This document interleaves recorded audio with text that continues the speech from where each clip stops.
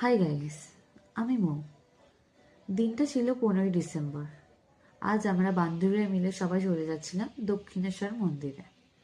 মন্দিরে গিয়েই এই যে যাকে দেখা যাচ্ছে, আজ হলো তার বার্থডে। প্রথমে আমরা পুজো দিলাম। পুজো দেওয়া কমপ্লিট হওয়ার পর আমরা চলে আসলাম কেক কাটিং করতে। কেক কাটিংয়ের পরে আমরা বসে পড়েছিলাম খেতে। খাওয়া দাওয়া কমপ্লিট করে আমরা সবাই ওকে গিফটটা দিলাম। গিফটটা দিয়ে আমরা সবাই চলে আসলাম ঘাটে। আর তোমরা যদি জানতে চাও কি গিফট দিয়েছে, অবশ্যই কমেন্ট করে জানিও। তারপরে আমরা এখন যাচ্ছি বাড়িতে।